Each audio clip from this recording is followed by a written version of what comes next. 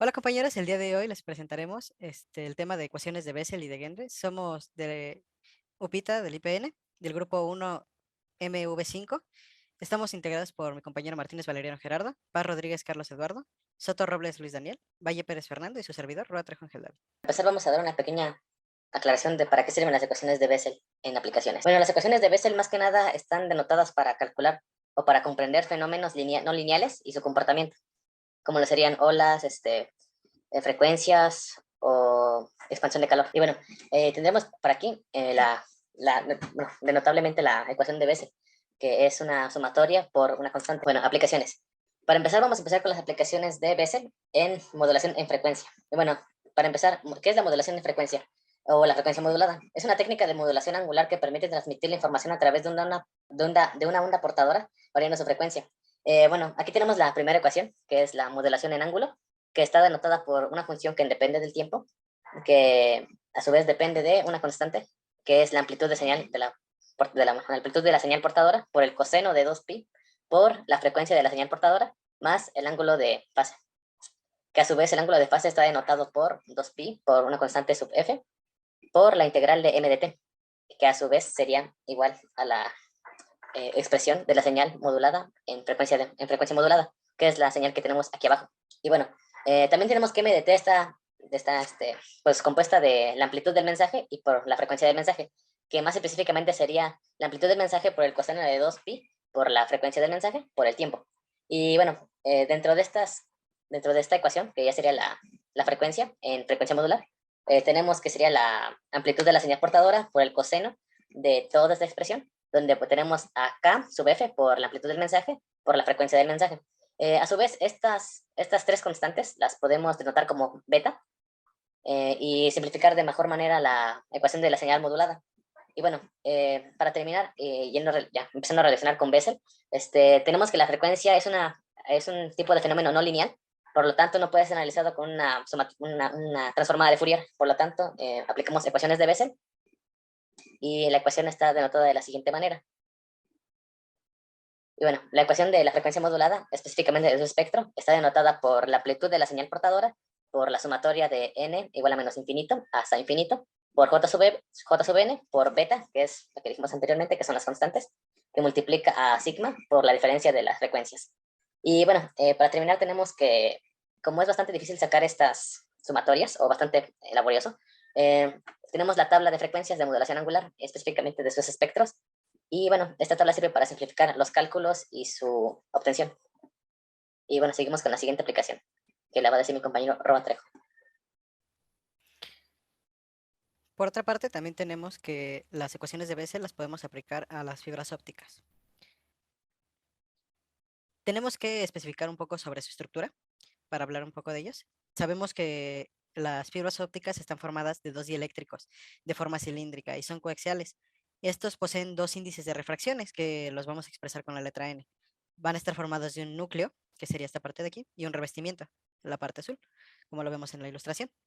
Eh, Normalmente las fibras ópticas están creadas y fabricadas de silicio, pero también existen otros tipos de materiales que actualmente se siguen investigando para mejorar estas tecnologías. Tenemos de que el índice de refracción del núcleo lo vamos a denotar con N1 y este siempre debe ser mayor al índice de refracción 2, que sería el del revestimiento como lo tenemos acá abajo. Estos índices de refracción son constantes y sabemos que el del núcleo va a ser mayor al del revestimiento y el del núcleo siempre tiene que ser mayor a cero. Vemos que las fibras ópticas nos van a ayudar a tener un potencial y este potencial lo vamos a definir por la letra griega phi. Estas vamos a definirlas por la ecuación de Laplace debido a que las fibras ópticas las utilizamos en cables y los cables son cilindros a final de cuentas.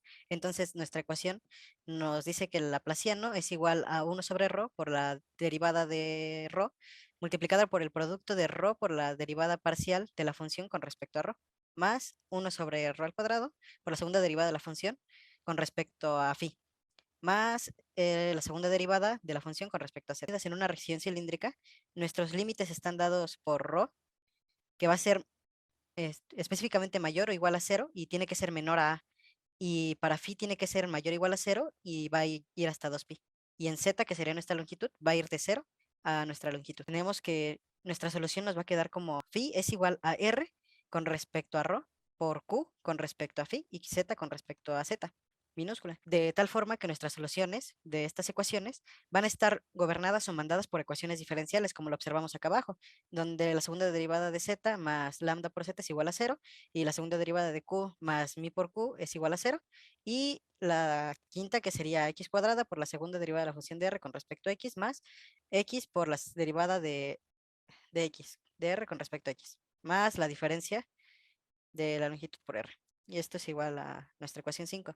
Finalmente, si observamos y con los conocimientos que tenemos, observamos que la ecuación 3 y 4 se pueden resolver por métodos de relativos simples y nos van a interpretar la modelación de las ondas en z y en phi. Y también tenemos de que la relación con ecuaciones de Bessel se vería directamente en la ecuación 5, que es la que teníamos anteriormente, y nos va a dar el comportamiento radial de la onda con las ecuaciones diferenciales de Bessel. Esta solución que tenemos aquí abajo sería la expresión dada para la solución de Bessel, donde r con respecto a ρ es igual a d por j a la n de x más e a la y a la n por x. También la podemos expresar como r de ρ es igual a dj a la n por beta prima de ρ en la parte real, y e a la y a la n por el absoluto del valor de la primera derivada de beta por ρ.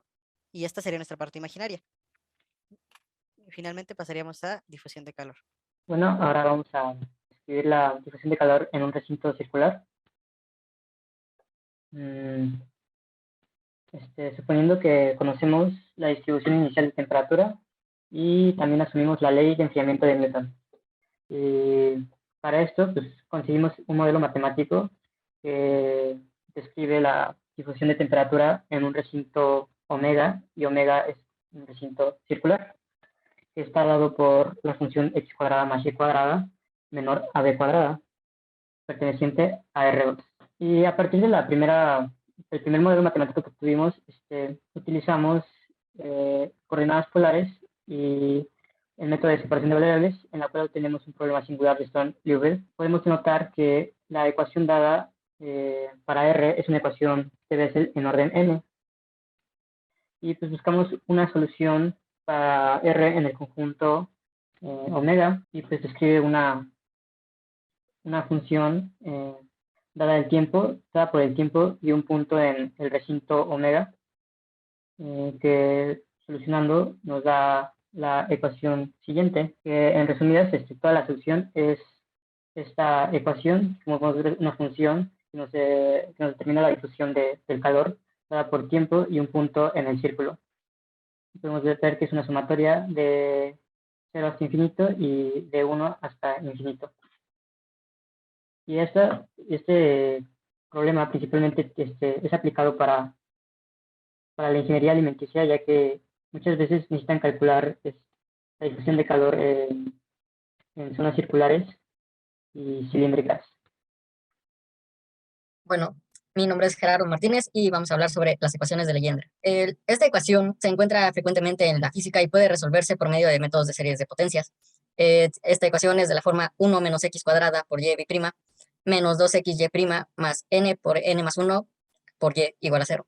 Entre las principales aplicaciones que tenemos en esta ecuación está el cálculo de potencial gravitatorio o electrostático y la simetría esférica y azimutal. Bueno, para el cálculo de potencial gravitatorio o electrostático de una partícula no depende del ángulo azimutal, ya que el valor del potencial es el mismo igual a cuando z es igual a una constante. El potencial en el punto será dado por phi de r, θ igual a menos g por m por 1 sobre delta, donde delta puede ser calculada por ley de cosenos, teniendo así que phi de r, θ es igual a menos g por m por 1 sobre raíz de d cuadrada más r cuadrada menos dr coseno de θ, tomando como referencia la imagen de la presentación. Posteriormente, si consideramos a r mayor que d y sustituimos a alfa igual a d sobre r, de la expresión anterior se obtiene que phi de r, θ es igual a menos g por m sobre r por 1 sobre la raíz de 1 más alfa cuadrada menos 2 alfa coseno de θ. El último integrante de la ecuación es la función generatriz de los polinomios de Legendre. La expresión del potencial gravitatorio se puede escribir como phi de r, θ igual a menos g por m sobre r por la suma desde L igual a 0 hasta infinito de P sub L por coseno de θ por alfa a la L. Al reemplazar los polinomios de Legendre en los primeros términos de la suma, obtenemos la siguiente expresión. phi de r, teta es igual a menos g por m por 1 sobre r más coseno de teta por d sobre r cuadrada más 3 coseno cuadrado de teta menos 1 por d cuadrada sobre 2r cúbica, en donde el primer término es el potencial generado por una masa m situada en el origen del sistema coordenado, tal y como se muestra en la figura. Para el potencial electrostático, tenemos que phi de r, teta es igual a 1 sobre 4 pi epsilon sub 0, y por todo esto multiplicado por q sobre r más coseno de teta por d por q sobre r cuadrada más 3 coseno cuadrado de teta menos 1 por q por d cuadrada sobre 2r cúbica, en donde el primer término se le conoce como término de monopolo, al segundo término se le conoce como término de dipolo y al tercer término se le conoce como término de cuadrupolo. Mi nombre es Carlos Paz y bueno, continuando con las aplicaciones de las ecuaciones de Lagrange, vamos a ver la simetría esférica y azimutal. Bueno, primero vamos a definir qué es la simetría esférica y azimutal. La simetría esférica se produce cuando el sistema es invariante en torno a cualquier rotación en torno a un punto fijo. Un ejemplo lo constituye una esfera cargada uniformemente y matemáticamente se expresa empleando coordenadas esféricas y afirmando que el sistema no depende ni de teta ni de phi. Mientras que la simetría azimutal aparece cuando el sistema no cambia al efectuar una rotación en torno a un eje fijo. En el caso de dos cargas puntuales tenemos una trilla azimutal, ya que al girar en torno a la recta pasa por dos cargas que siempre van en el mismo sistema. El principio de esta aplicación, que es la simetría esférica y azimutal, es pasar de la ecuación radial dada a uno de estos problemas de simetría esférica o azimutal y llegar a la ecuación de Lagrange para poder resolverla por este método. Entonces, primero partimos de esta ecuación que está dada por r cuadrada diferencial de r más 2r diferencial de r más r igual a 0. Para la propuesta de solución usamos la ecuación de Euler, que es una serie de potencias que está dada por r igual a la sumatoria que va desde n igual a infinito, igual a 0 hasta infinito, de a subíndice n, r elevado a la n, que al pasarlo de otra forma, obtenemos que es esta sumatoria de a igual a n que multiplica a n por n menos 1 más 2n más c que multiplica a r elevado a la n menos 2 igual a 0.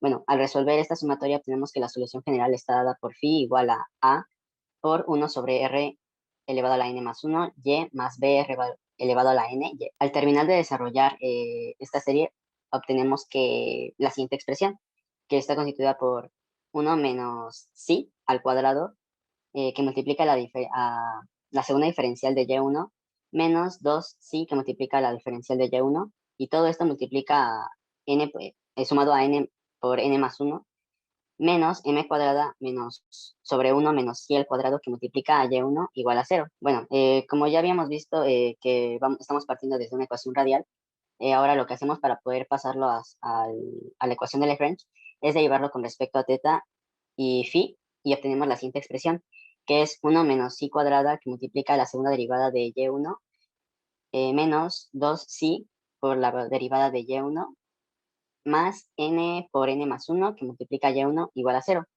Bueno, esta es la forma estándar como lo tenemos al derivarlo con respecto a teta y a phi, pero la forma estándar en la que lo conocemos es la siguiente, que es 1 menos x cuadrada y' x menos 2x y' x más n por n más 1 y de x igual a 0. Bueno, como ya sabemos, al obtener esta ecuación, lo único que tendríamos que hacer es, dado x 0 igual a 0, que es un punto ordinario, se resuelve por medio de serie de potencias y obtenemos dos soluciones LI, se hacen las iteraciones y así es como vamos a obtener este resultado. La siguiente, por favor. El mapa, tengo que verlo, mirarlo y observarlo. Mira esto. Bob Esponja. Sí, ¿Notas algo familiar en ese mapa?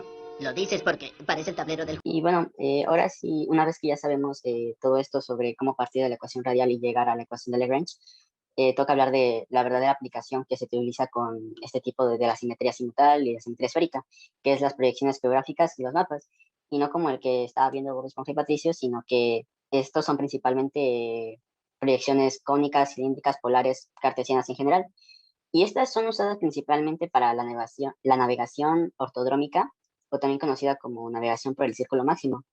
Es en la que se sigue la distancia más corta entre dos puntos.